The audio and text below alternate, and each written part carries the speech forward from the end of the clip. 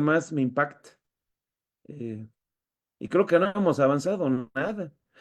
Este, les digo, y bueno, eso también me va a comprometer eh, a concretar varios temas, porque sí quiero que veamos las láminas sobre el Código Nacional de Procedimientos Civiles y Familiares. Sí me interesa que tengan ese material.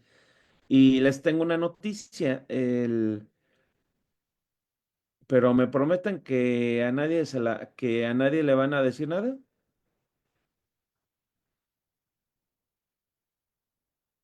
¿Sí? ¿Me escuchan o está fallando el sistema?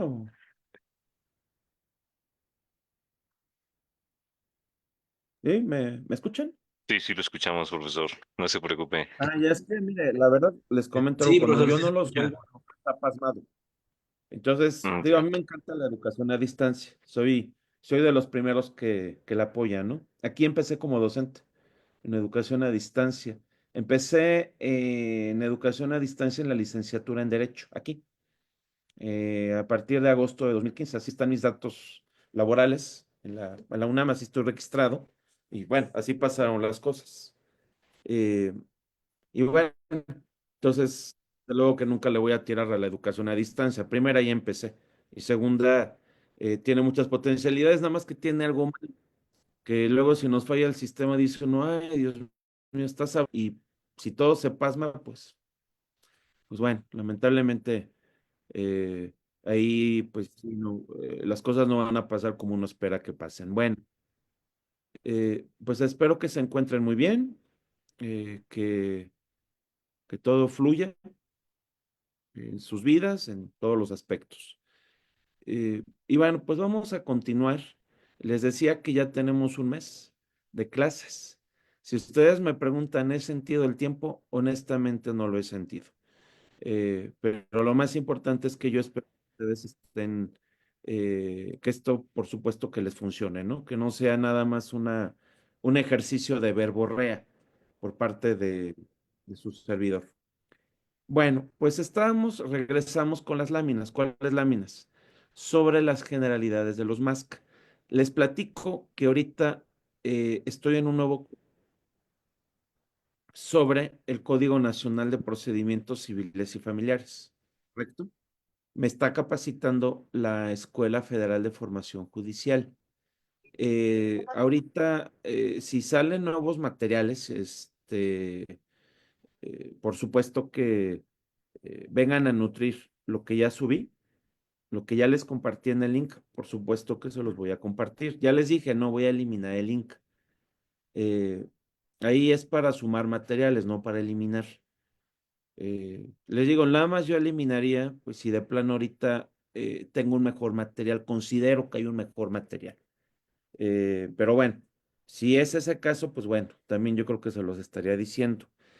Bueno, eh, voy a designar a la coanfitriona.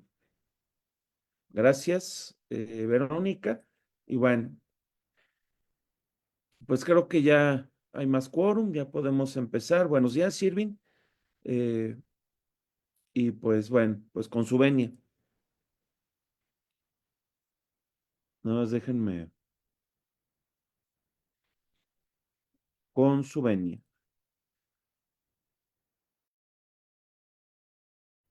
Aquí está. Bueno, estamos con las láminas con las que empezamos el curso y seguimos con ellas. Y estamos en esta etapa de distinguir a los diferentes MASC. Probablemente para algunos de ustedes es un poquito ocioso este tiempo, pero también yo les comento algo. Aquí en las especialidades, en la Facultad de Derecho de la UNAM, uno puede tener estudiantes de primer semestre, de segundo semestre, de tercer semestre. Entonces hay materias en que yo tengo una opinión. Uno debe hacer piso parejo. Probablemente quien ahorita está empezando serán hasta cierto punto novedades. Son novedades lo que les estoy explicando. Y a lo mejor quien ya está terminando la especialidad, ya simplemente, pues esto es muy repetitivo. Entonces voy a procurar ser breve en los conceptos para también no consumir tanto tiempo, porque hay materiales, vamos a ver materiales sobre el Código Nacional de Procedimientos Civiles y Familiares. Les traigo un video, por supuesto, de la argumentación en el juicio oral. Eso también me interesa mucho. Es muy bonito platicarles que hay una teoría del caso. Miren, es hermoso platicar de eso, pero desgraciadamente en estas materias, si uno no selecciona los materiales de aprendizaje, desafortunadamente, pues no va a pasar de que sea un rato agradable eh, en el que estemos, ¿no? Y bueno, desde luego que a mí me gusta mucho venir a darles la clase, o bueno, sentarme a darla, creo que ya no vengo mucho, ya estoy más sentado, pero también les tengo que entregar materiales en que literalmente vean qué pasa en la práctica y desde luego que estén correctamente dados. También yo qué aprendí laboralmente hablando, más allá de hacer un currículum, de hacer un background, como les llaman los norteamericanos, más allá de eso, también aprendí algo. No es nada más que estés en la práctica, sino que necesitas que alguien te oriente correctamente afuera. Entonces, los materiales que yo les doy, algunos de ellos han sido hechos por juzgadores. Entonces, varias veces lo he comentado. Yo cambio un curso completo, incluso de un posgrado, una materia completa, por 2 o 3 sesiones de personas que están sumamente experimentadas en el campo y que desde luego te quieren formar. Entonces, y lo voy a seguir repitiendo, ¿eh? Lo voy a seguir repitiendo. A ver, por ahí hay un eco, creo que ya vino mi fantasma de ultratumba, nada más que se le olvida a mi fantasma que faltan varios años para que me muera. Yo tengo esa fe, entonces, pues el fantasmita, ahí le decimos adiós. Ya, en varias décadas, si Dios quiere, igual que ustedes, que gocemos de buena salud, y ya mi fantasma ya vendrá. Si quieren, yo me encargaré de venirles a molestar cuando estén dormidos. Pero eso espero que sean en varios años. Y si nos encontramos en el más allá, me encargo de hacerles bullying en el más allá. Pero bueno, ya, vamos a hablar de cosas terrenales. Eh, entonces voy a avanzar en los conceptos, sí estoy relacionando con varios temas jurídicos. Les digo, porque nada más venir a dar conceptos, pues bueno, es muy triste que luego en un posgrado nada más la clase la tomes para eso. Les digo, varios de estos conceptos ustedes también ya los conocen, ya los vieron en teoría general del proceso. Les digo, se han explicado por varios autores. Yo aquí les agregaré algunos comentarios, sobre todo en los cambios o en cuestiones que estén al día. Pero el concepto, les aseguro que yo no voy a venir a reinventarlo. Es imposible venirlo a reinventar. Bueno, entonces está aquí el arbitraje. Ya habíamos platicado, damas y caballeros, que a nivel nacional el arbitraje puede ser público o privado. El arbitraje público, ¿quién lo lleva? Lo lleva Profeco, lo lleva CONAMED, lo lleva Conducef, ¿correcto? Ese es el arbitraje público. ¿La institución lo puede llevar? ¿Tiene esa competencia? La respuesta es sí. ¿Está desglosado más adelante en las láminas? La respuesta es sí, está desglosado. Y también hay arbitraje privado. A ver, les voy a hablar en cristiano. ¿A qué me refiero con el arbitraje privado en nuestro país? ¿Puede haber un arbitraje civil? La respuesta es sí. ¿Cuántas hay en la práctica? Muy pocos. ¿Cómo lo sé? Hace unos años, y déjenme ver si logro localizar ese archivo, lo he de tener en la otra computadora. Su servidor y amigo hizo una solicitud de acceso a la información pública al Tribunal Superior de Justicia del Poder Judicial de la Ciudad de México.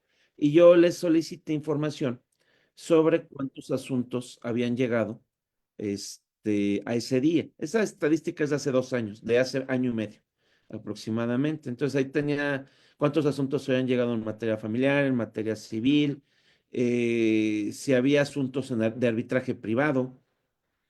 Y sí había asuntos de arbitraje privado, pero eran muy pocos. Entonces, sí existe el arbitraje privado en México, el arbitraje en materia civil, sí existe, pero es muy contado. En nuestro país es exageradamente contado. Y también ese arbitraje privado, también dices, bueno, puede haber arbitraje civil, si existe, lo prevé la ley, por supuesto, pero hay muy poco en la práctica. Y también hay arbitraje comercial. El arbitraje comercial en donde tú contratas a un árbitro, tú contratas a un experto o experta en una determinada materia. Como nos habíamos quedado en la clase anterior, si ustedes me hacen el favor de revisar el último título del Código de Comercio, si me hacen ese favor de revisarlo, no hay una lista legal. Si ustedes me dijeran, a ver, enséñeme una lista de en qué materias puede operar el arbitraje comercial, esa lista no existe. Nosotros nos hemos ido mucho a la fórmula genérica que va a aplicar en cuestiones que no sean de orden público. Y pues varios me van a preguntar, ¿y qué es el orden público, maestro? No lo entiendo, dispénseme. Y por ahí ha habido algunos criterios judiciales sobre orden público. Si me preguntan, ¿hay una definición? La respuesta es no. Hay conceptos, sí. Y el orden público, sobre todo, es que no estés violando, por ejemplo, normas de carácter penal, que no estés violando cuestiones de seguridad pública. Y prácticamente estoy jugando un poquito a ser cantinflas, estoy cantinfleando en la clase. ¿Por qué estoy cantinfleando? Si nunca han buscado el verbo cantinflear en el diccionario de la Real Academia. ¿No saben qué es cantinflear? En la Real Academia. Cantinflear quiere decir que estás hable y hable y hable, pero no dices nada. No me concretas nada. Y ahorita voy a cantinflear un poco. ¿Qué es el orden público? Pues les digo que no hay una definición. Bueno, ok. Eh, entonces, ¿en dónde entra Cantinflas en esta clase? En que literalmente te tienes que ir a cada ley para ver si esa ley no prohíbe el arbitraje comercial. En cuestiones de interés público, como pasa en derecho familiar, no hay arbitraje. ¿Por qué razón? Porque en el interés público yo te estoy diciendo que el Estado es quien está interesado, es a quien le preocupa o a quien le debe preocupar la estabilidad familiar. No sé si me estoy explicando. Más o menos eso podemos entender por interés público, en donde vamos a hablar de patria potestad, de tutela, de curatela, vamos a platicar de guarda y custodia, vamos a hablar también de tutela compartida, que es una figura que nos ha costado mucho trabajo asimilarla en México. Vamos a platicar de alimentos, por supuesto. Hablaremos también de patrimonio familiar, de sucesiones. Eso que le estoy platicando, palabras más, palabras menos, lo estoy repitiendo de mi docente, el doctor Julián Huitrón Fuentevilla. Eso lo estoy repitiendo.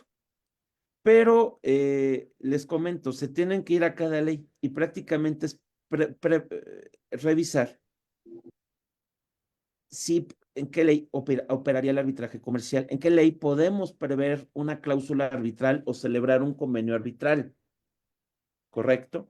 En materia familiar no lo contempla la ley. Queda descartado la materia, el arbitraje. En materia penal, por supuesto que no. Tampoco, porque está descartado. O te vas a procedimiento penal o te vas a salidas alternas o alternativas en materia penal. Entonces ahí no se prevé el arbitraje, queda descartado. Podemos hablar de obra pública, al menos en la regulación a nivel federal. Podemos hablar de que puede existir arbitraje comercial. La respuesta es sí. ¿Por qué razón? Porque la ley respectiva de obra pública prevé el arbitraje comercial. Por eso, podemos litigarlo ante el Tribunal Federal de Justicia Administrativa, por supuesto, pero también prevé, se puede, las partes, si así lo consideran, si así lo convienen, se pueden ir por arbitraje comercial.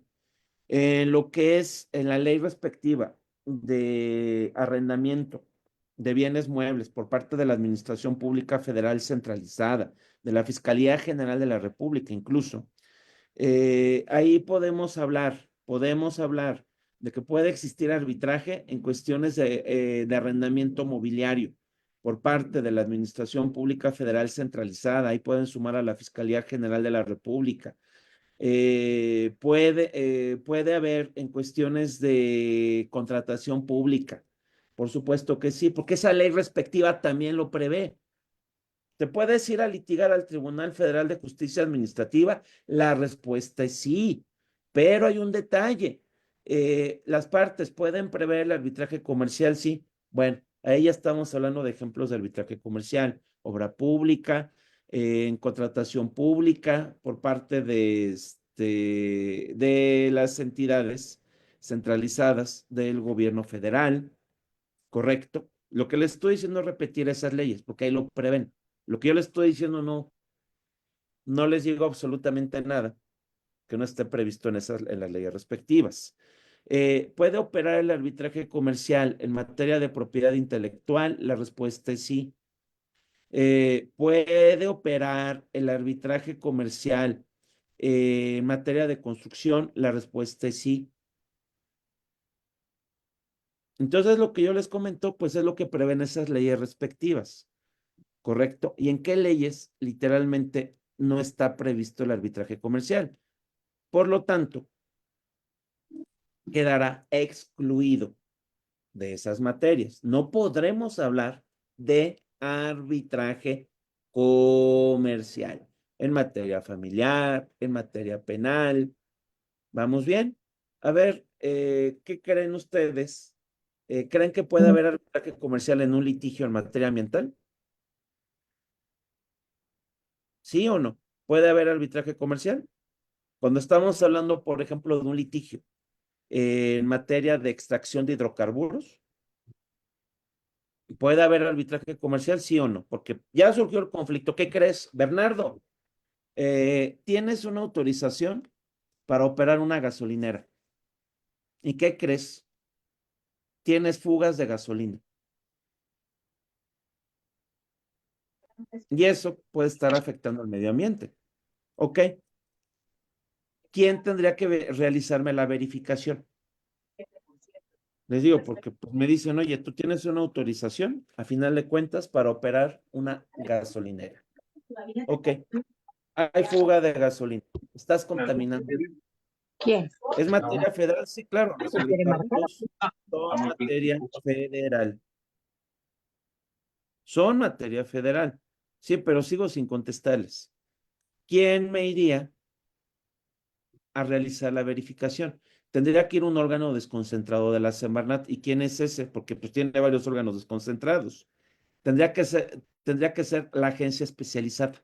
Hay una agencia especializada en cuestión de energéticos, de hidrocarburos. Entonces me puede ir a verificar y me va a iniciar un procedimiento administrativo. Podemos entenderlo como un procedimiento administrativo sancionador. Muy bien. Va a emitir una resolución administrativa y me va a sancionar desde una multa, decomiso de objetos. A ver, ¿eso cómo lo podría yo litigar? ¿Puedo interponer el recurso respectivo ante esa agencia especializada? La respuesta es sí. Y de ahí me puedo ir al Tribunal Federal de Justicia Administrativa a litigar eso, en juicio contencioso administrativo. Le hemos llamado juicio de nulidad. Pero a ver, otra vez, ¿ahí podría existir arbitraje comercial? La respuesta es no. No puede haber. ¿Por qué razón? Porque nos tenemos que ir al reglamento interior de esa agencia especializada. Es la CEA, es su abreviatura, ASEA con S. Y tendré que litigar primero esa resolución administrativa ante la CEA.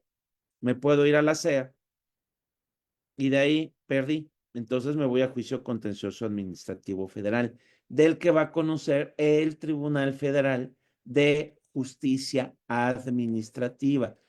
Entonces, ¿cómo queda regulado? Nos tenemos que ir al reglamento interior o interno de la CEA y de ahí nos vamos también a la Ley Federal de Procedimiento Contencioso Administrativo. Y así es como voy a regular mi procedimiento, junto con la jurisprudencia, por supuesto, porque puede actualizarse una caducidad del procedimiento, ¿correcto? y una caducidad del procedimiento que nos puede llevar en materia administrativa a una nulidad lisillana. ¿Vamos bien? Entonces ahí, por ejemplo, no hay arbitraje comercial. ¿Les está quedando clarito de qué arbitrajes estamos hablando a nivel nacional?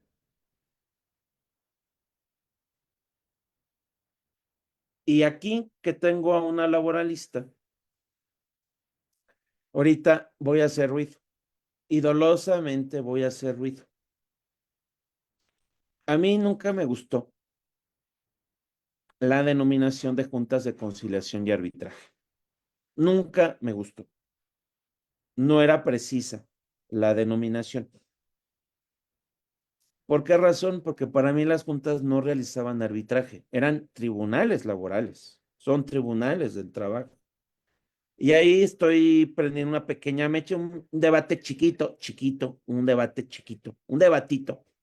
No lo digo en sentido despectivo, es un debate chiquito.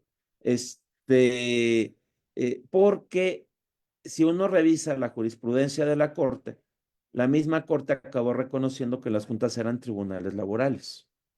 Entonces, hay estoy hablando no de la novena época, compañera, del Semanario Judicial de la Federación, estoy hablando de épocas anteriores, en donde te dijeron, oye, ¿sabes qué? Son tribunales laborales, son tribunales del trabajo, sobre todo cuando existía en la Corte la sala laboral. La Corte, antes de la reforma del 95, ¿cuántos ministros tenía? Eran 26 ministros. ¿Por qué razón? Porque eran 5 ministros por cada sala. ¿Y cuáles eran las salas? Civil, estaba separado de penal, laboral, administrativo y la sala auxiliar. Cada sala, ¿cuántos ministros tenía? 5. 5 por 5, 25. Más la presidencia de la Corte. Entonces eran 26 ministros los que había. Hasta finales del 94. En el 95, con la reforma constitucional de Ernesto Zedillo Ponce de León, la convertimos en una corte de 11 ministros. Entonces ahí yo considero que ahí no había arbitraje, que es un tribunal de derecho. Y si acaso es arbitraje, algunos consideran que es arbitraje porque es un órgano tripartita. Para juzgar, tienes a un representante del patrón, a un representante del trabajador y tienes a un representante del gobierno. Ya di mis argumentos, ¿correcto? Es hora de la réplica. Quien me quiera hacer la réplica, se lo voy a agradecer, ¿correcto? Pero para mí eso no era arbitraje, son tribunales de derecho. Y a final de cuentas se emiten un laudo, así le llama la Ley Federal del Trabajo, y contra ese laudo procede amparo directo, ¿correcto? Procede amparo directo por regla general, porque también había un incidente de indebida notificación y contra ese incidente no, perdón, existía ese incidente y si había una indebida notificación en el procedimiento laboral, yo tenía que hacer valer primero ese incidente antes de irme al amparo directo, ¿correcto? Y bueno, creo que ya hablé mucho. Creo que ya tuve la oportunidad de argumentar. Y bueno, pues ahora estoy esperando la contraargumentación. Eh, no sé si alguien tenga algo que decir. Sería un debate muy chiquito por el tiempo. Este, no sé si quieres decir algo, Elide. La verdad, sé que te toqué la cresta, que ya te la acabo de picar. Y bueno, pues es hora de que pues venga el ataque, porque pues aunque No, hablemos de los más, siempre estamos en ataque. Les digo, pues no, no se preocupe, no, no, no es un ataque, claro que no. Bueno, usted, nos pregunta o me pregunta a usted y a los demás, ¿eh? El micrófono está abierto. si hay arbitraje en el derecho laboral. Sí, sí lo hay, lo contempla la Ley Federal del Trabajo, Ujú. sobre todo en ejecución de sentencias y la terminación de los posibles juicios, sobre todo se usa en el ámbito colectivo. Eso es algo muy importante. En el ámbito colectivo, en el ámbito del derecho colectivo, donde se colisionan derechos, más que el pago de pesos, es donde se usa el arbitraje. Ahora, es muy importante, es súper importante, por eso yo insisto siempre en estos temas, de conocer la naturaleza jurídica de la materia que trabajamos. Por eso a mí me interesa siempre platicarles a mis compañeros cuál es la naturaleza jurídica de lo que estamos haciendo, porque de ahí vienen estas pequeñas, grandes diferencias o peculiaridades, digamos, Entre que comillas. sí, que podríamos decir, bueno, ¿por qué en el derecho social hay la posibilidad del arbitraje? Por esta naturaleza jurídica. Ahora, también algo importante que usted acaba de mencionar es que las juntas de conciliación y arbitraje son de naturaleza administrativa, ¿sí? Algo súper, súper, súper costoso para nuestro país fue la reforma del 1 de mayo del 2019, donde México acepta las presiones internacionales del Tratado de Libre Comercio, con el cual nos obligan a sacar El TEMEC.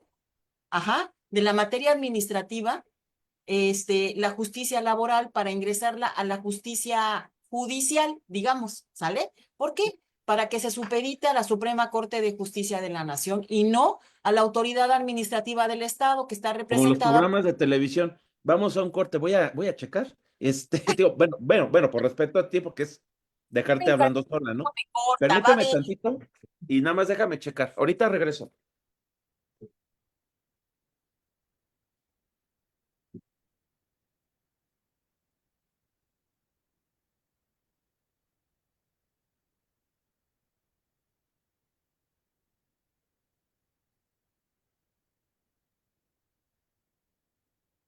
¿Cómo ves? Pásame mi teléfono, ¿no?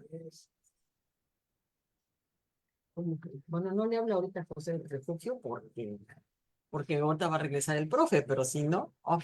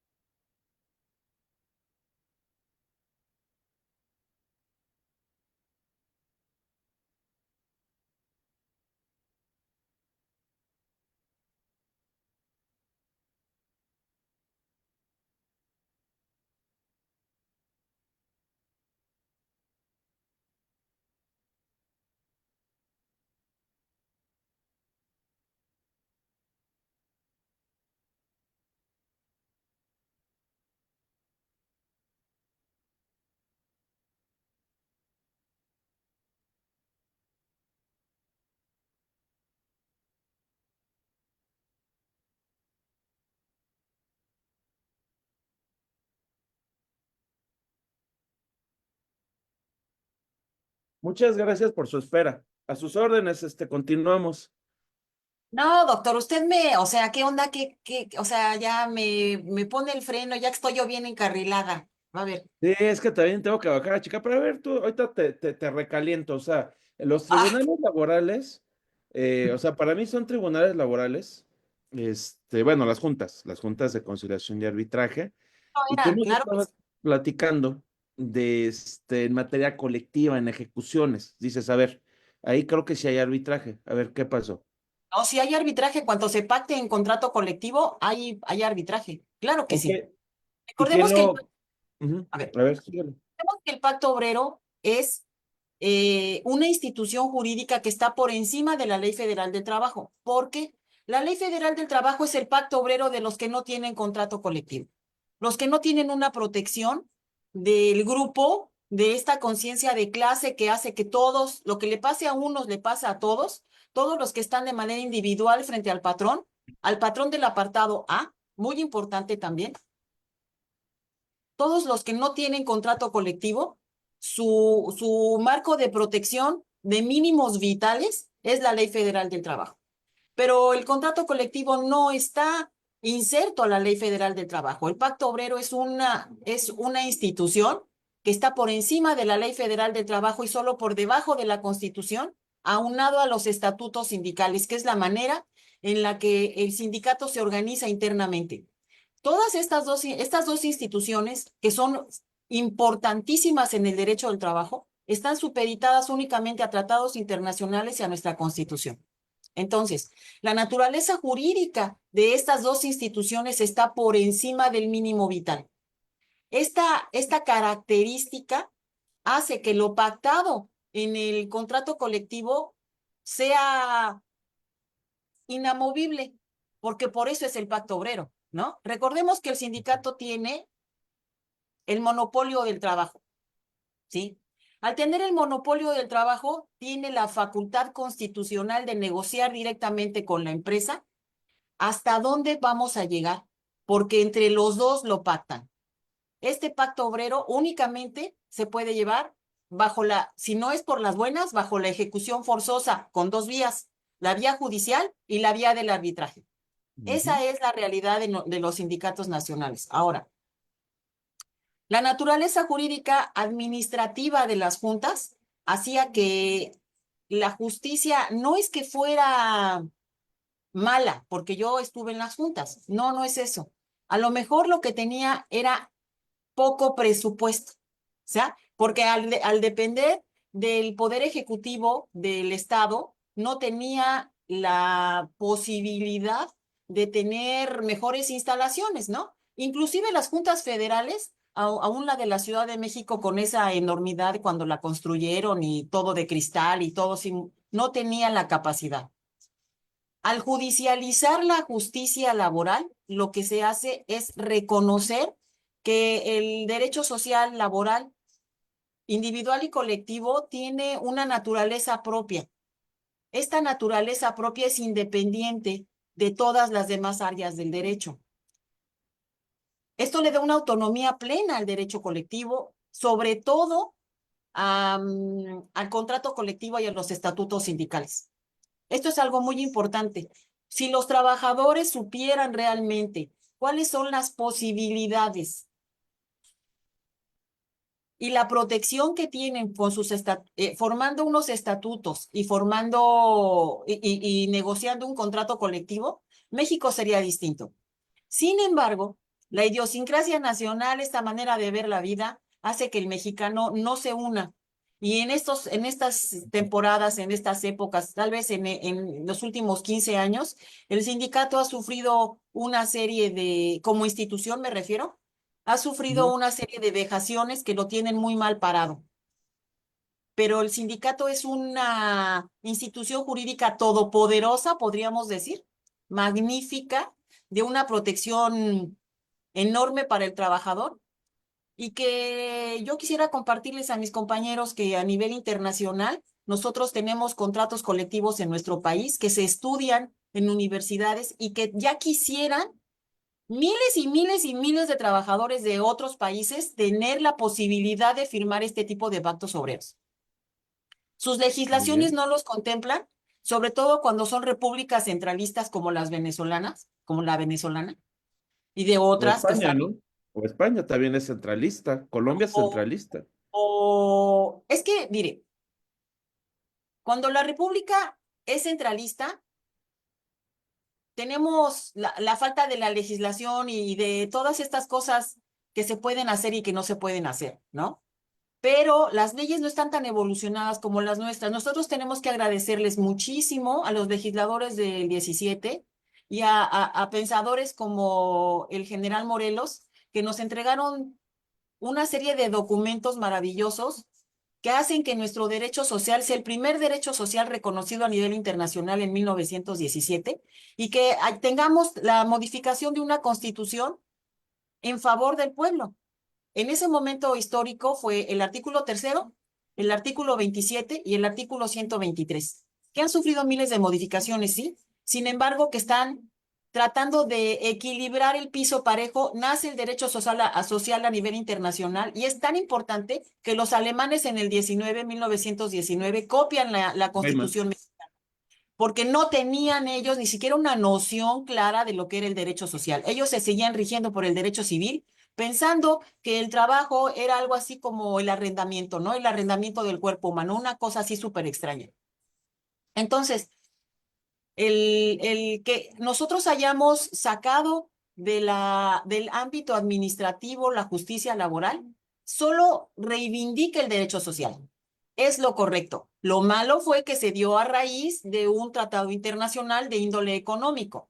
Lo Muy bueno bien. es que la Secretaría de Economía, sin una invasión de competencias, instituye una serie de mecanismos rápidos de respuesta, ellos llaman, ya van 27, donde el trabajador mexicano, aparte de la justicia judicial y de la justicia administrativa que se sigue dando por la Secretaría del Trabajo, tenemos este ámbito de competencia con la Secretaría de Economía para denunciar empresas que se, que se salgan de la norma mexicana. Nosotros tenemos un Ok. derecho mexicano laboral a la mexicana. No existe en ningún otro Sí, lado, claro. no lo podemos equiparar. El que se estudie el derecho No lo nacional encontrarás. Ok. no lo, o sea, se estudia porque es casi inalcanzable para otros países tener lo que nosotros tenemos en nuestro país, que desmerecemos, digamos, ¿no? Lo vemos chiquito y lo vemos pobre y para nada. Quiero decirles que yo a nivel No, no, internacional no. ¿no? He visto cómo otros compañeros trabajadores se maravillan de los contratos colectivos que tenemos nosotros y quisieran tenerlos, pero la misma empresa los contrata en otro país y no les da el contrato colectivo. Y ellos no tienen los mecanismos, No, no es igual. no tienen los mecanismos judiciales, ni tampoco administrativos, ¿eh? O Muy sea, bien. no administrativos, pero Ok. no tienen los mecanismos Muy judiciales bien. para poder reclamarlo a la empresa. Es cuanto, su señoría. Ok. Ah, no, ay, su señoría. Bueno, que nos vaya bien a todos. Hacemos esos votos. Gracias. Mira, lamentablemente no me gusta estarle cortando a la gente, porque luego yo también siento feo, ¿no? Pero bueno, es por el tiempo, no es por otra, lo aclaro. Mira, gracias, al contrario. Entonces, mira, entonces lo de las juntas, a final de cuentas, bueno, ya moribundas, porque ya sabemos muy bien que ya están en vías de extinción.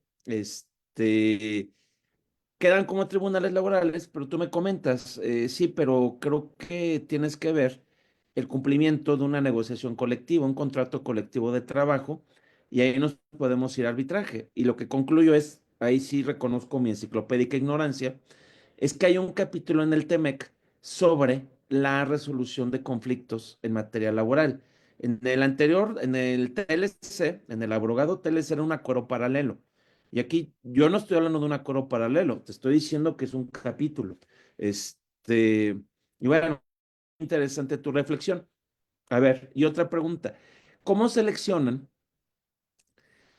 cuando hay un conflicto sobre todo para el cumplimiento de un contrato colectivo de trabajo?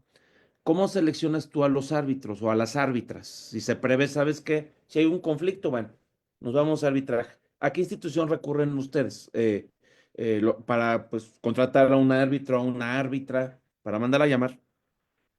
Sí, Se, adelante, Lidia. contrata se impone la cláusula desde contrato colectivo con Ok. instituciones privadas, Ah, con ok. instituciones Entonces, privadas. Aunque puedes centrar la CAM, bueno, el CAM, el centro de arbitraje. Pero hay que decir que de México. siempre el Centro Federal de Conciliación y Registro Laboral está metido en medio donde no tendría que estar. Ok. Este es un órgano administrativo del Estado que siempre está metido Sí, claro. ahí, metiche, entre la empresa y el trabajador. Según ellos, mediando, cosa que no debería ser, no necesita, la empresa y el trabajador no Ok. necesita a nadie que esté en medio diciéndoles lo que pueden hacer y lo que no pueden hacer. Es más, en los Ok. juicios, en los juicios laborales ahorita, en los juicios por el orden colectivo, en medio del juzgado está el centro, o con un representante ahí sentadito, que tiene que opinar de todo lo que diga la empresa y todo lo que diga el sindicato. O sea, taches. ¿Para qué queremos a un tercero ahí metido? Ah, para que vean la legalidad. Pues que los trabajadores están ciegos o qué. O que los abogados de la empresa no saben. Por Dios santo, ¿no? Pero bueno, a partir de la reforma tenemos que Bueno, lidiar con es un punto esto. de vista muy, pero de ahí ustedes, vaya, de esa lista, bueno, no es una lista, de ahí pueden llamar a los árbitros, a las Es lo que árbitras. tú quieras, porque el pacto obrero es Este, libre. Únicamente se ok, reglamenta acá constitucional. El pacto obrero no tiene una ley federal de reglamentación para contratos colectivos, no existe. Tampoco existe un reglamento general para formulación de estatutos sindicales, no existe nada de eso. no, no, no, Eso no no, existe. y al final de cuentas son fuentes del derecho, porque Claro, lo el que pacto formule obrero se lo que legisla formula, solo.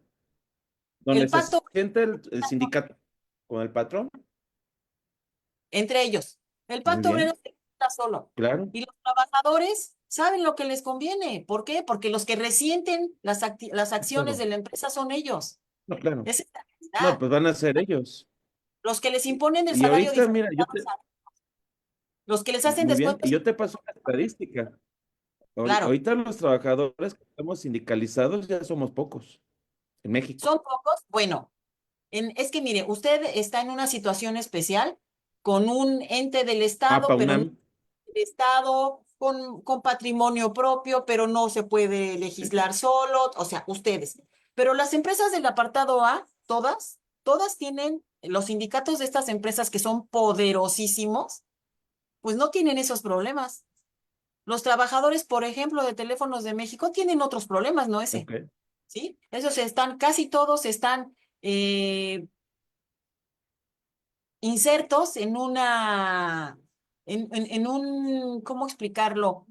Como en un anacronismo, en una cosa de antaño, que no, les está costando mucho trabajo dar el paso a la modernidad. No es la modernidad, son las nuevas reglas de ah, operación. cambio tecnológico, es cambio tecnológico. No me refiero a a la tecnología de la empresa, sino me refiero a las nuevas reglas de operación de los sindicatos. Nosotros tuvimos el año pasado, el Ok, 26 de julio del año pasado, una reforma trascendental que muy pocos abogados laboralistas conocen, que son el reconocimiento de la Suprema Corte de Justicia de la coalición y de lo que pueden hacer las coaliciones. Este es un cambio de paradigma fundamental en el derecho colectivo.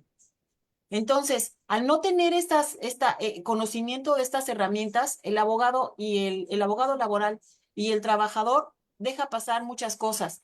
Pero bueno, si volvemos al arbitraje en el contrato colectivo, sí está, se pacta con una cláusula desde que se formule el contrato colectivo y muchas ok, empresas lo tienen. Sobre todo, ok, todas las empresas armadoras automotrices y las empresas que están en el norte del país que se dedican a hacer turbinas, porque nosotros tenemos en el norte una franja muy grande de manufactura para la alta tecnología, mm, en toda la franja de Juárez, de Chihuahua. El norte está realmente metido en tecnología internacional. Ellos pactan claro, sí, claro. con el contrato colectivo el arbitraje. ¿Para qué? Para evitarse el tribunal. Desde antes se hacía para evitarse el tribunal. Ahora, también es cierto que se han Sí, cambiado las reglas. Las juntas ya dejaron de recibir asuntos, entonces todo lo nuevo se va a estos nuevos tribunales que ya de nuevos tienen poco, ya tenemos 2 años trabajando con ellos y las cosas son muy ágiles. Yo puedo decirles que de una demanda por la vía colectiva se tarda 3 meses, 4 meses en solucionarse. Y yo lo he muy hecho en bien. experiencia Pues personal. mira, de verdad, no, muchas gracias. Sobre todo, yo creo que vas a poder aportar mucho aquí bueno, en esta especialidad en los MASC. por ejemplo, cuando estén en la materia de conciliación administrativa, y puedes tocar, te puedes meter laboral.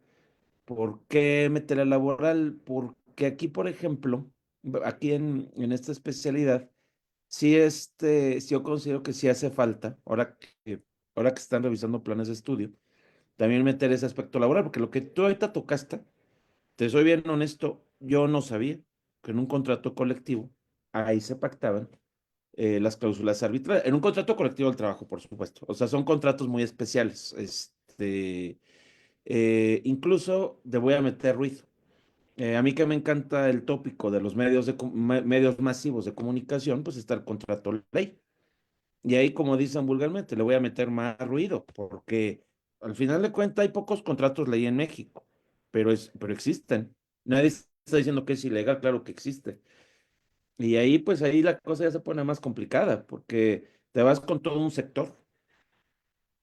Por ejemplo, el de radiodifusión, Bueno, sí, doctor, televisión. pero recuerde usted que el contrato ley está regionalizado y está Sí. supeditado como los notarios a los poderes de cada uno de los estados de la federación. Ahora, de Vaya. lo que usted me platicaba acerca de que esto no se sabía, no, sí, claro que sí. Todo esto se da en la especialidad de Derecho del Trabajo y de la Seguridad Social. Ah, no, yo me Específico, refiero aquí en los MASC, en la especialidad de los bueno, MASC. pero esto se Sí, ve, meterle. los más también se ven, en el derecho colectivo se ven en la clase de la doctora María No sé, Asunción pero Morales aquí Ramírez. meterles así algo de conciliación laboral.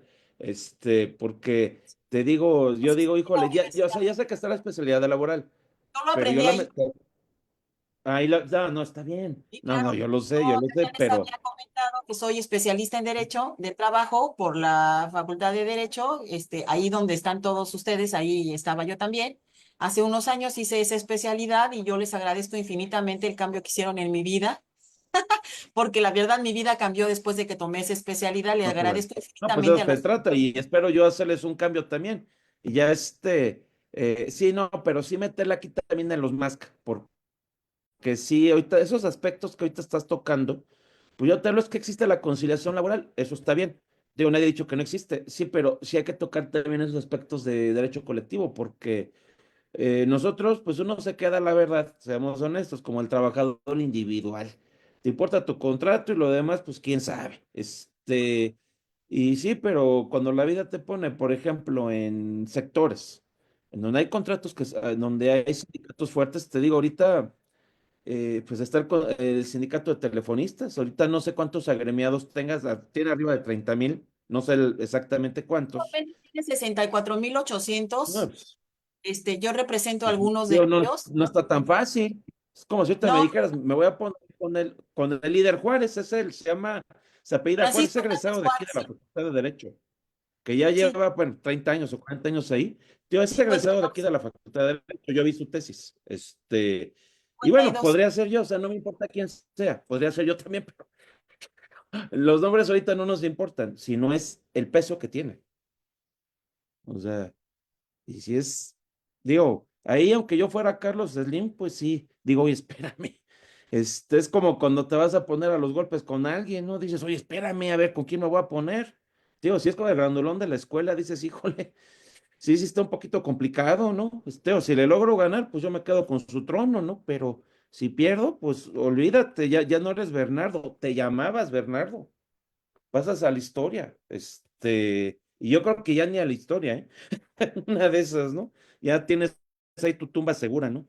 Entonces, pues mira, de veras, muchas gracias, Elide, y bueno, eso es lo que me encanta a mí del posgrado, porque cuando estás pues, con unos niños que que vienen de preparatoria, como es el primer semestre, dice uno, ay, caramba, si luego uno, que ya está más grande, que se supone que ya estás pasando más pisos, luego no sabes ni para qué estás aquí en la vida, pues alguien que viene de prepa, pues no le pidas mucho, es un chico de prepa, es que aquí entramos de prepa a la carrera, o sea, estás atendiendo a personas de preparatoria, literalmente. Y bueno, ahí les hago un pequeño comentario y seguimos obviamente, con los temas.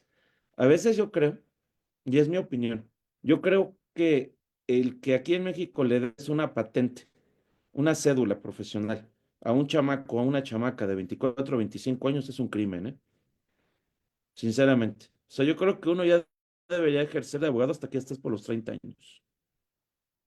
Digo, porque a los 24 o 25 años, pues, ¿qué vas a saber de la vida? Digo, nada más sabes que ya tienes una cédula que te emitió la SEP. Y que dice la ley reglamentaria respectiva, por supuesto, del artículo quinto constitucional, que pues puedes ejercer la carrera. Y eso es todo lo que sabes. ¿Y qué más sabes de la vida? Nada más Dios sabe. Pero bueno, doblamos esa hojita. Muchas gracias, Elidea, eh, por tu comentario. Y bueno, voy a ocupar una respuesta. Tomé nota, pero no escribí nada. Todo quedó aquí. Lo, fue una grabadora que tengo en la cabeza. Bueno, gracias. Y bueno, que también quien quiera participar adelante, ¿no? Y bueno, fue un mini debate. Y yo creo que fue bastante nutritivo. Bueno. Ahora vámonos. Entonces ya les platiqué de arbitraje. ¿Hasta aquí tienen alguna duda del arbitraje a nivel nacional? ¿No? Les digo, no los voy a complicar porque podemos hablar también de los más a nivel en derecho internacional público, pero bueno, si me meto a eso me voy a perder. Pero existe el arbitraje en el derecho internacional público. Bueno, vámonos la conciliación. Eh, Aquí seré muy rápido. En la mediación, damas y caballeros, existe el mediador y el mediado, o la mediada. Entonces, el mediador, a nivel nacional, no puede proponer ninguna solución, ninguna. ¿La puedes pensar? Claro, pero no puedes expresarla. El mediador va a acercar a las partes a que ellas mismas construyan ese convenio. En la conciliación, ahí hay una gran diferencia. Porque en la conciliación tú puedes acercar a las partes a negociar, claro, pero también les puedes ofrecer soluciones jurídicas. Todo eso puedes hacer, claro, porque esa es parte de la labor de un conciliador, de una conciliadora. Ahora, ¿cuáles son las características de la conciliación? Pues ya se las comenté de manera muy rápida. Aquí la tienen, sí. Sí, escribió la compañera Edna, la CEA. Sí, compañera, es la CEA, es un órgano desconcentrado de la Semarnat, compañera. Sí, no sé si hay trabajes, pero sí. En el caso que yo les ponía de litigio en materia ambiental, cuando tú estás contaminando con hidrocarburos, por ejemplo, una gasolinera, ¿correcto? Sí, Sí, vemos que si estás contaminando el agua, el suelo, mande, ¿querías comentar algo, compañera? no, nada, o sea, no trabajo ahí, pero trabajo en una empresa relacionada con los hidrocarburos, entonces, Ah, pues, bueno. nos llegan varios Ah, procedimientos, sí. ¿verdad? Ya ven mis Sí. compañeros, ¿por qué su docente se tiene que preparar más? Digo, luego si les vengo a decir cosas que no son ciertas, pues aquí me van a quemar. Y como nadie lo sabe en redes sociales, pues va a ser peor, ¿verdad, compañera? Muchas gracias, ¿eh? Y bueno, acuérdense que el micrófono está abierto. Nada más les digo, sí les regulo el tiempo, porque pues sí, lamentablemente, pues sí tenemos poco tiempo. Pero bueno, desde luego que el micrófono está abierto, compañero. Y bueno, para ti, para todos y todes, ¿no? Bueno, pues ya les platiqué de la conciliación. A ver, la diferencia entre mediación y conciliación. Aquí en este cuadrito dice, se pueden apegar a reglamentos previamente establecidos por instituciones arbitrales. Bueno, hay instituciones arbitrales como la CAM, que es una institución arbitral privada, pero también tenemos a Profeco. Ustedes lo van a ver o ya lo vieron en conciliación administrativa. Si hay un conflicto entre consumidores y proveedores de bienes o servicios, salvo los servicios financieros, que eso se van a conducir, eh, pueden irse a conciliación, sí, por supuesto, está prevista la conciliación, y si no llega nada en la conciliación, pueden irse a arbitraje, yo le llamo arbitraje público, de Profeco, de CONAMED, de CONDUCEF, ¿correcto? ¿Y qué les comenté, mis brillantes juristas? Si ustedes me dicen, es que en Profeco, en CONAMED, en CONDUCEF, se emitió un laudo arbitral que yo considero que es ilegal, ¿cómo pueden recurrir ese laudo? Sería a través de amparo indirecto, por favor. Pero cuando es un arbitraje comercial, ahí no hay un recurso. Puedes demandar la nulidad del arbitraje, sobre todo si es un arbitraje que se llevó a cabo en una materia que no es arbitrable. Por ejemplo, la materia penal. Puedes meter ruido también, si acaso, en el clausulado, en donde se prevé ese arbitraje, donde tú consideres, oye, fue un arbitraje comercial, se previó en un contrato, en un convenio aparte, y simplemente no yo considero que hubo una ilegalidad en ese laudo arbitral, firmado por un árbitro privado, por una árbitra privada. ¿Hay un recurso? No. ¿Procede el amparo? Tampoco. ¿Correcto? Entonces, nada más necesito que eso me lo tengan así bien, bien, bien, clarito. Luego vienen las clases de conciliación. Bueno, está la judicial. Un ejemplo, la materia familiar. El juez exhortará a las partes a resolver sus desavenencias en una audiencia conciliatoria. A ver, compañeros, con base en el Código Nacional de Procedimientos Civiles y Familiares, ¿hasta cuándo podemos llegar en un procedimiento ante un juez, ante una jueza, a un MASC? Acuérdense que es hasta la audiencia preliminar. En materia familiar es el último chance que vas a tener, ya estando frente al juez o frente a la jueza. ¿Para qué? Para irte a para que lleguemos a un acuerdo entre las partes. Si ya estamos en la parte del juicio, en la audiencia de juicio, les tengo una mala noticia. Ahí ya no pueden ocupar los MASC. ¿Por qué? Porque ahí ya es lo que va a resolver el juez. ¿Correcto? Por eso la audiencia preliminar la pueden llevar a cabo frente a un secretario de juzgado. ¿Correcto? ¿Por qué? Porque ahí no necesariamente debe estar el juez, o sea, no necesariamente, o sea, la puedes llevar ante el secretario o la secretaria. Si llegamos a una, no hay ningún problema. Ahí mismo podemos arreglarlo y ahí mismo podemos llegar a ese convenio. ¿Vamos bien? Pero también está la conciliación extrajudicial. Si me dicen, bueno, eh, ¿cuál sería una conciliación extrajudicial? Nos podemos ir a la materia laboral, porque ahí, pues a final de cuentas, la conciliación es antes del procedimiento. Les digo, ya vimos algunas excepciones en que no debes de agotar la conciliación. Hablamos de derecho colectivo del trabajo, hablamos de hostigamiento sexual, de acoso sexual. Bueno, pues ahí me temo que si nos vamos directamente al juicio laboral.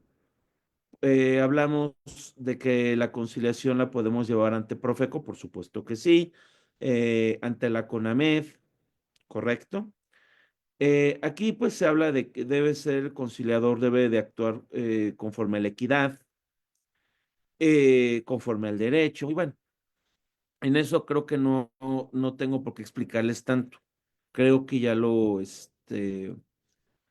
lo que hemos comentado, pues bueno, creo que es posible eh, continuar con otros temas.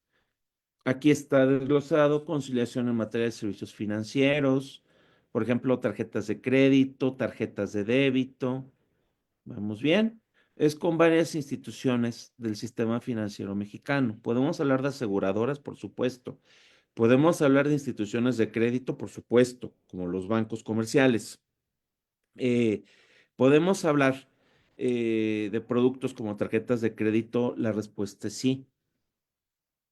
Si luego quieren, les digo, les puedo facilitar un material que tengo sobre los servicios financieros, en donde viene todo el desglose de toda la estructura del sistema financiero mexicano, y cuáles son todas las demás instituciones en que se pueden ir, en que podemos tocar las puertas de Conducef.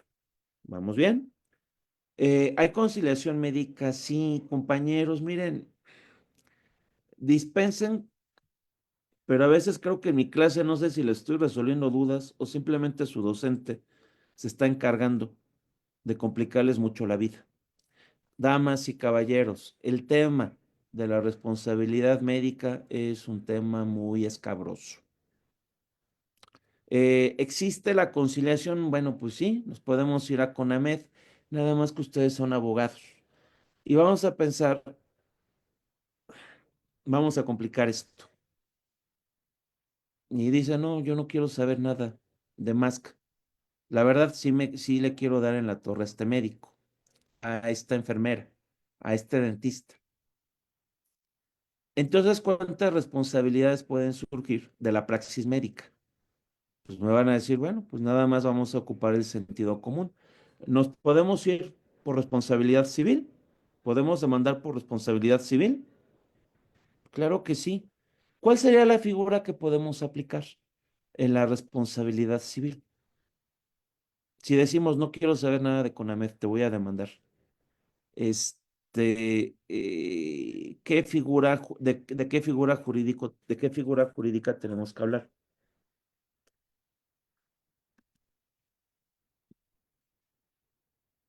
Del daño punitivo. Es una figura jurisprudencial y hay muchas sentencias sobre eso en la primera sala de la Suprema Corte, que ahí le puedes sumar también el daño moral en algunos casos.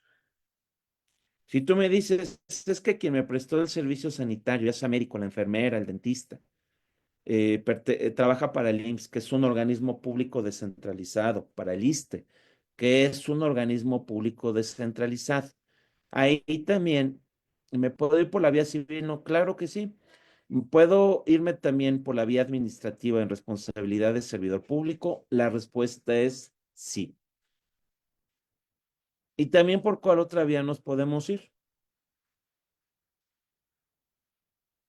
Por la vía penal. Eso que les estoy platicando, compañeros, y les pido una disculpa, pero no puedo seguir avanzando si nada más les digo, ¿qué es esto? ¿Es esto?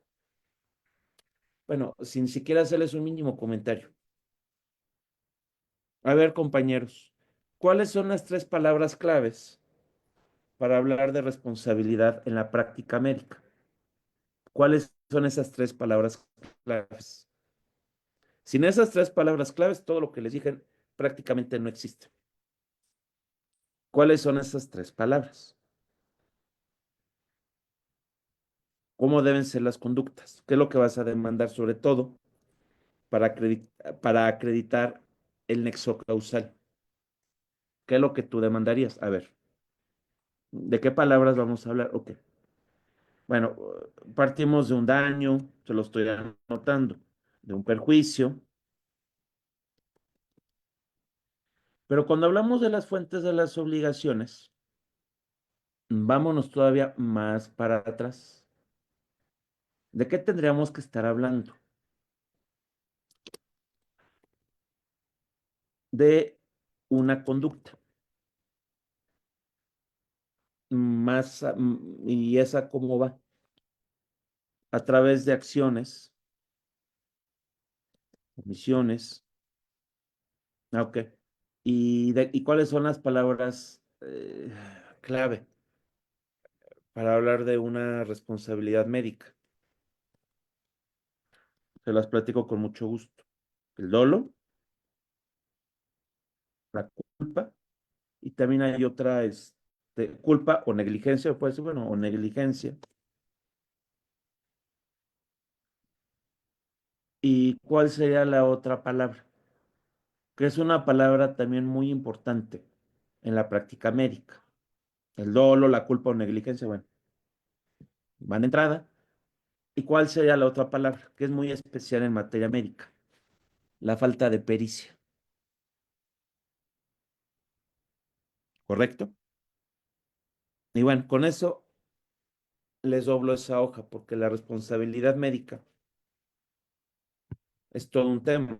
Ahí podemos encontrar como criterios jurídicos lo que ha pasado en la práctica médica en los Estados Unidos, por ejemplo. Y hay revistas especializadas sobre eso.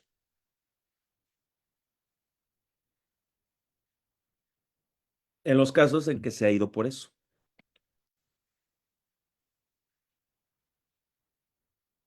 ¿Correcto? ¿Hasta aquí tienen alguna duda o comentario? ¿No? Bueno, voy a seguir con las láminas.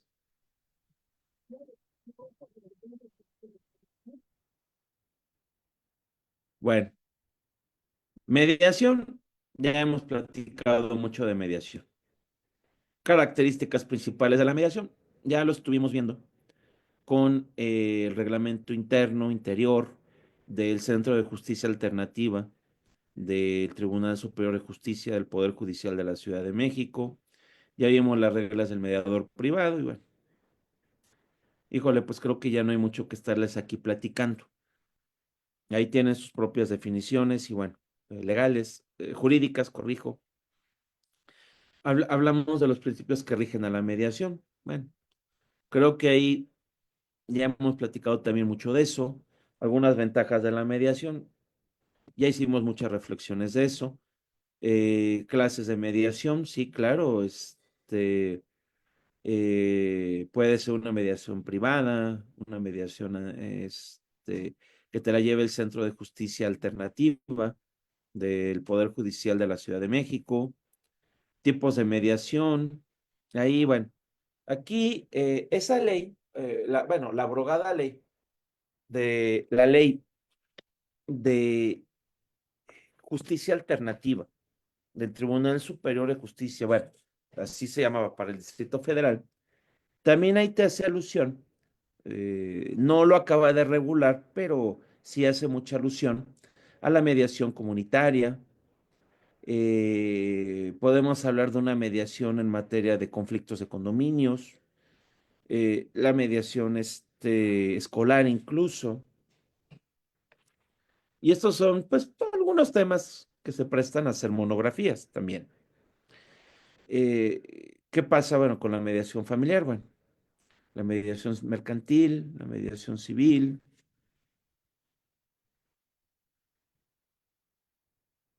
¿Cuáles serían los principales modelos para la mediación? Ahí les platiqué que los americanos por ahí tienen un libro clásico que es el Getting to Yes, es decir, cómo obtener el sí. Correcto. ¿Cuáles son los modelos que encontramos en varios libros de los MASC? Está el modelo de negociación de Harvard, está el modelo transformativo y el modelo circular. El tradicional te dice, bueno, tenemos que hacer negociaciones bien planteadas, negociaciones inteligentes. En el modelo transformativo te dicen, compañeros, los problemas son una oportunidad para mejorar y vamos a llegar a esa negociación, pero también a partir de una mejoría. Y está también el modelo circular, en donde te dice, bueno, el conflicto está presente, pero no podemos estar hablando ni de culpables ni de inocentes. Tendremos que escuchar todas las versiones del conflicto. Y no podemos catalogar a alguien como el culpable o como el inocente. ¿Cuál es un ejemplo de un conflicto que hasta cierto punto, si uno escucha varias, bueno, no, probablemente no en todos los casos, pero sí en algunos o en varios, en que, pues yo creo que todas las partes tienen algo de verdad? ¿Cómo cuál sería ese conflicto? Pues uno sería el divorcio. No sé si alguien de aquí ya se ha divorciado. Eh, y pues ya si uno lo va pensando, dices, yo tuve parte de mi culpa en ese conflicto. Y tu pareja o tu expareja puede decir, mejor dicho, tu expareja, sabes que pues yo tuve tanto de culpa. Y al final de cuentas aquí hicimos un conflicto, ¿correcto? Y así cuando uno escucha los problemas, aquí es importante por eso escuchar a todos. Tenemos que tener el punto de vista de todos. También somos abogados y te puede traer pruebas adelante y ya uno puede valorar, bueno, en dónde han estado diversos conflictos. Por eso aquí en los Mask debemos de quitarnos algo de la cabeza y es etiquetar a la gente como culpable o inocente. Decir es que fue tu culpa. Bueno, no nos va a servir en ninguna negociación. Son palabras que literalmente tenemos que sacar hasta del subconsciente y del inconsciente. Y el consciente, por supuesto, porque no nos ayudan, o sea, ¿quién fue el culpable? Pues a lo mejor es una mezcla de varios factores. Y simplemente el problema no se ha atendido o no se atendió correctamente. Y bueno, terminamos con ese comentario y continuamos. ¿Están desglosadas más adelante? Sí. Está el tradicional lineal, el modelo de Harvard. Es el modelo más empleado por los mediadores. Surgió de las investigaciones, bueno, se ha ocupado mucho en Harvard. Aquí vienen sus principales creadores, Roger Fisher, Bruce Payton y William Ury. Roger Fisher y William Ury son los autores del libro Getting to Yes, cómo obtener el sí. Y bueno, aquí es abrir el conflicto, frenar el pasado, eh, identificar los intereses que hay. A ver, compañeros, ¿por qué nacen los conflictos? ¿Cuál sería el origen de que nazcan los conflictos? Para no estar repite y repite lo que otros ya dijeron. ¿De dónde nacen? ¿Qué lógica? A ver, ¿de qué lógica podemos hablar? ¿Por qué nacen los conflictos?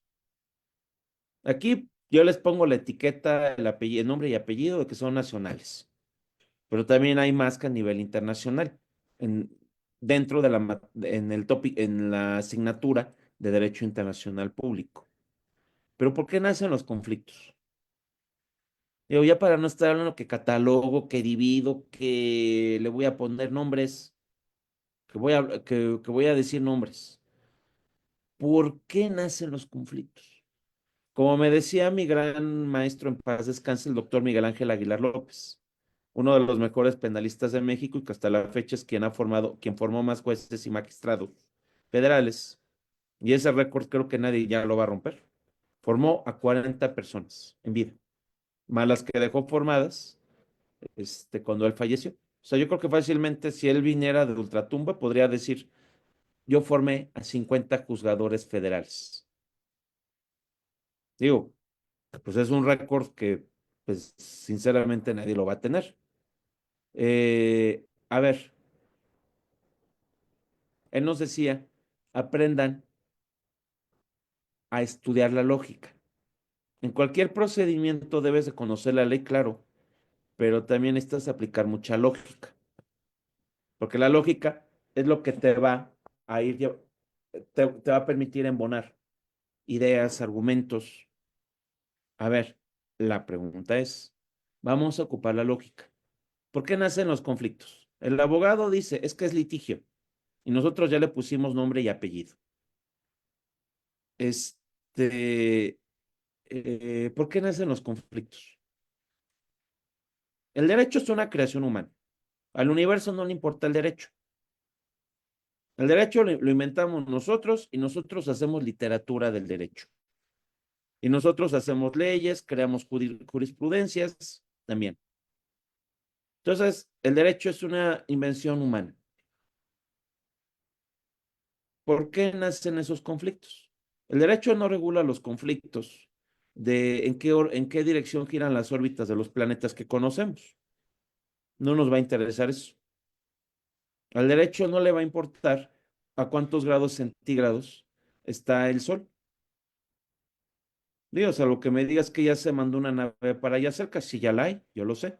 Y ahí vamos a hablar de derecho espacial de derecho espacial. Pero sobre todo ahí, pues la nave, pues algo le va a pasar. Como pasó con la nave de la antigua Unión Soviética, que se derritió en la superficie de Venus.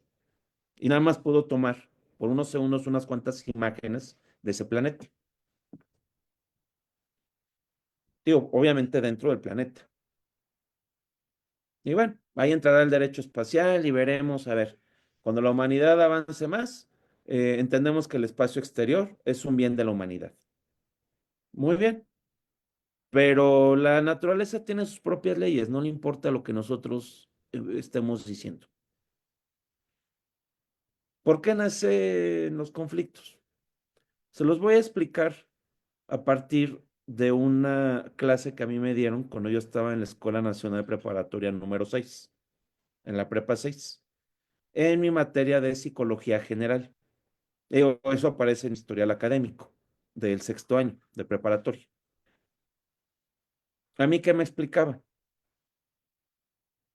Y esa explicación a mí me la recordaron cuando cursé esta especialidad.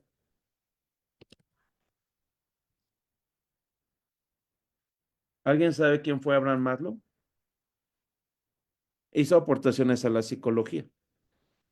Y algo que a mí me explicaron muy bien en una clase de preparatoria, cuando yo tenía menos de 18 años, ya iba para los 18 años, cuando ya iba a ser civilmente mayor de edad, a mí me explicaron qué es la pirámide de Abraham Maslow. Y ahí te habla de una serie de necesidades que tenemos los seres humanos. ¿Qué necesidades tenemos? Él las clasificaba muy bien, en las que son básicas o esenciales. ¿Cuáles serían las necesidades básicas o esenciales del ser humano? Techo, comida, vestido, trabajo y salud. ¿Sí o no? Esas serían las esenciales, las básicas. Ya lo demás que digamos, que si Carlos Slim Elú, que si Ricardo Salinas Pliego, que cómo lo puedo imitar, que yo quiero ser el nuevo Slim. Bueno, cada quien ahí puede imitar o hacer de su vida un papalote. Pero eso viene después de cubrir las necesidades básicas o esenciales. ¿Correcto? Y después, ¿qué necesidades vienen cuando ya fueron cubiertas? Las primeras. Bueno, pues ya vienen las necesidades de amor, de tener buenas relaciones interpersonales, que te vaya bien con tu pareja, pero esas vienen después. Aunque les voy a decir algo que me prometen que nunca se lo van a decir a nadie, las relaciones interpersonales son importantes para buenos trabajos en nuestra carrera. Entonces ahí en la básica le agregan al de trabajo, relaciones interpersonales, de mi parte, ¿correcto? Y después de estar en el segundo nivel, ¿cuál sería el tercer nivel de necesidades? Pues ya viene el ocio, ¿sí o no? La necesidad de entretenimiento, de los bienes suntuarios. Y después de que subes eso, ¿qué te gustaría tener en tu vida? Pues ser famoso, ¿sí o no? Y vean cómo vamos armando un entramado de necesidades. ¿Dónde creen que en todas esas puede haber un conflicto jurídico, sin excepción? Pero ¿cuáles son las necesidades de donde pueden partir en el resto de los conflictos? Pues de las primeras, techo, comida, vestido, trabajo y salud. ¿Y qué es un conflicto? Es un problema. El abogado le llama litigio, le llama también conflicto. Y es un conflicto jurídico, correcto. Entonces, otra vez la misma pregunta. ¿De dónde nace el litigio y de dónde también podemos ver nacer a los MASC? Pues de las necesidades básicas. Y de ahí esas se pueden relacionar con otras necesidades, por supuesto. Pero primero partimos de las básicas, ¿correcto? Y es ahí donde uno dice, bueno, ¿cómo podemos resolver los conflictos? Habrá conflictos que se traducen en derecho. Alguna vez nos decía la doctora Leticia Bonifaz Alfonso, en la maestría, Alfonso con Z, y Bonifaz también con Z, que también cuando hablamos de toda esa serie de conflictos, de problemas, el abogado, ¿qué es lo que hace?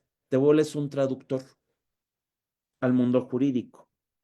Cuando una persona te viene a confiar su vida y te dice, oye, es que ya con mi pareja no me llevo bien, ya no me quiere, no me da mi lugar, ni siquiera ya podemos tener el mínimo de intimidad. porque ya dormimos en camas separadas. Entonces, ahí, ¿qué es lo que hace el abogado cuando te están platicando todo eso? Haces una traducción jurídica. Y dices, bueno, pues claro, ¿qué conflictos ya están naciendo? Tú le puedes preguntar, ¿y te ha faltado el respeto tu marido o tu pareja? Sí. ¿Qué me dijo? Que tengo las patas muy grandes. ¿Ah? Ya te empezó a faltar el respeto. Entonces, ¿tú cómo lo empiezas a traducir? Violencia intrafamiliar. ¿Y te ha golpeado tu marido? Pues mira, la otra vez me dio mis nalgadas. Pues eso es violencia intrafamiliar. Oye, ¿y tu marido? Cuando ustedes que ya tienen hijos en común, o tu marido o tu pareja, ¿ha hablado mal de ti con tus hijos? Pues sí, porque mi hijo que está en el kinder ya oyó decir de mí que yo era la peor madre del mundo y que cómo es posible que él estaba perdiendo su tiempo o sea, que tenía una madre nefasta, patética. Ah, caray, dice, soy abogado, hay violencia ahí. Les mandé unos criterios de la corte, si lo revisan. Y por ahí hubo por ahí un litigio, no me acuerdo si fue en esos criterios, pero se los mandé, de Oaxaca. En el Código Civil de Oaxaca también habla de otro tipo de violencia, que es fomentar el odio.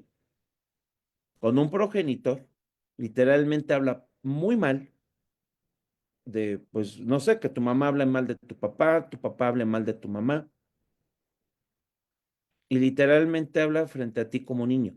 ¿Y qué está haciendo con eso? Si ustedes lo piensan, ustedes están en formación. Pues acabas odiando a tu mamá o a tu papá. Dices, no es la peor persona del mundo. Bueno, ahí hablamos de un tipo de violencia, por supuesto. Y ahí pueden recurrir a un criterio de la corte. Entonces, es que no me llevo bien con tu mamá. Bueno, pues es mi problema. Pero frente al hijo o a la hija o al hijo que tengamos, ¿sabes qué? Pues mira, tampoco le voy a decir es que la amo, pues no, digo, tampoco dice eso la ley, pero ¿sabes qué? Simplemente tienes que reservar esos comentarios. Porque si esto sigue escalando este problema, si esta señora se contrata a un abogado que está leyendo jurisprudencias, simplemente sí me pueden demandar. No sé si me estoy explicando. Entonces, todo lo que te viene a platicar la gente uno lo traduce al derecho. Y eso recuerdo mucho esa clase de la doctora Leticia Bonifaz, Alfonso con Z, Bonifaz con Z también, eh, por favor. Entonces, sí, es correcto, lo acabas traduciendo todo. Cualquier problema que te platican. Oye, ¿qué crees? Resulta que mi hija es una jovencita que siempre es muy pulcra, es toda una dama, mi hija, y resulta que un día de tantos tu hija te viene a platicar que simplemente es un novio en un arrebato. Pues, ¿qué crees? Le dio una bofetada. Pues dices, ah, caray, aquí la cosa ya se puso fea. Primero le vas a decir a tu hija, primero, no lo vuelvas a ver. Y segundo, ¿qué podrías hacer jurídicamente? Resulta que esta persona le dio una bofetada a tu hija, incluso en público, y la maltrató. Y le dijo que era una persona que no valía la pena. Y lo hizo en público. Dices, ah, caray. A ver, primero hay violencia contra la mujer. Hay de entrada. Espérame, ¿y qué otra cosa podrías hacer jurídicamente? ¿Puedes demandar moralmente al novio? Claro. Entonces, esos son algunos ejemplos de lo que hace el abogado. A ti, pues platícame tu vida, pero tú tienes que hacer una traducción jurídica. ¿En qué materia lo encuadramos y qué se puede hacer en ese caso o en esos casos? Entonces, el conflicto, damas y caballeros, llámale litigio, llámale procedimientos, llámale que vamos a tocar las puertas de un servicio público llamado impartición de justicia. Digo, vamos a tocar las puertas de un juzgado, de un tribunal. A ver, ¿de dónde estamos partiendo? ¿De dónde parten esos conflictos? Son necesidades esenciales que a veces ya las empezamos a mezclar con otras necesidades que se derivan en que simplemente no han sido satisfechas. o no fueron correctamente satisfechas. Esa es la lógica de la que les hablo. Porque definiciones, bueno, pues les puedo sacar la Ley General de Mecanismos Alternativos de Solución de Controversias y aquí me pongo a repetírselas. Tenemos que hacer toda esa reflexión a partir de esa lógica. ¿Por qué? Es más, les quiero hacer una pregunta, compañeros. ¿Alguna vez han abierto el Código Penal Federal en el libro segundo? La pregunta es, ¿cuáles son los primeros delitos que prevé? No quiero que ahorita me estén diciendo ustedes cuántos delitos prevé. No les estoy preguntando eso. ¿Con cuáles delitos empieza el Código Penal? En el libro segundo. Cuando hablamos de delitos en particular, ¿con cuáles delitos empieza?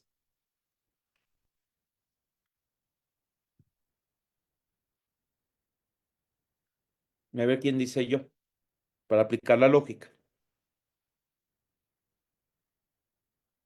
¿Con cuáles delitos empieza?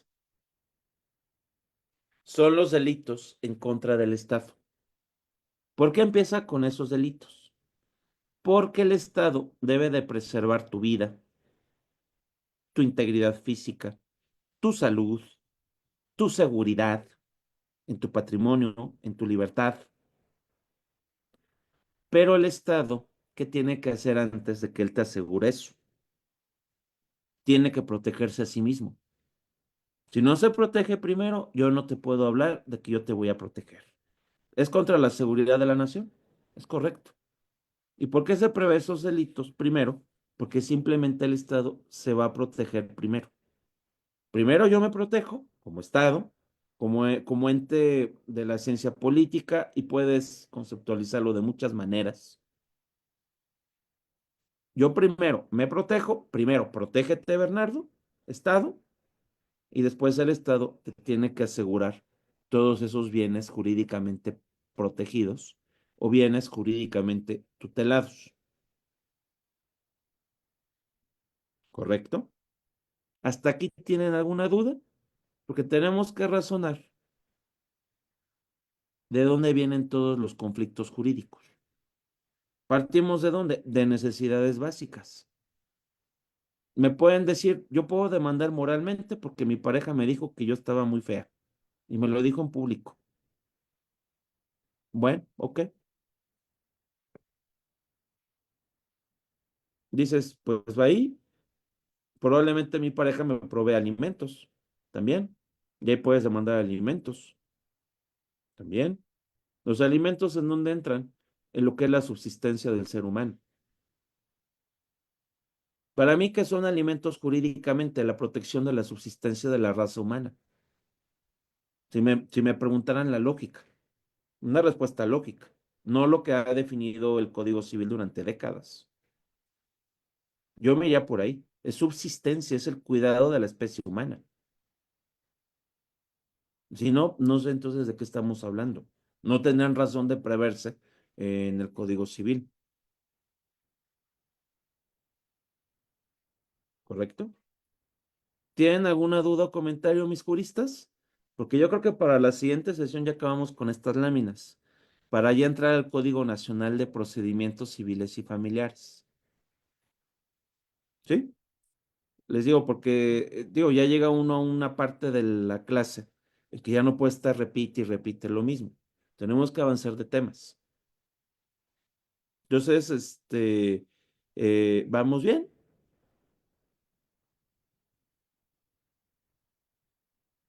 ¿Todo está clarito? Bueno, les voy a mandar, gracias, a Mayatsin. Espero que no seas la única que me está escuchando, ¿eh? Tampoco. Bueno, miren, les voy a mandar un video y quiero que me opinen de él. Bueno, por favor. Es,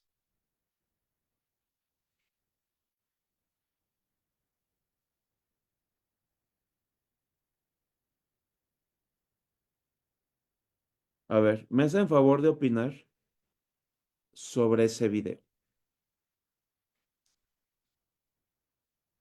¿correcto? Ya lo tienen en sus WhatsApp. Bueno, pues creo que ya son las 10 de la mañana. Acuérdense de la canción de la piñata, cuando se rompe la piñata. Y su tiempo se acabó. Bueno, les agradezco mucho la atención y que nos vaya muy bien. Y hasta luego. Gracias, maestro. Hasta luego. Cuídense. Gracias, profesor.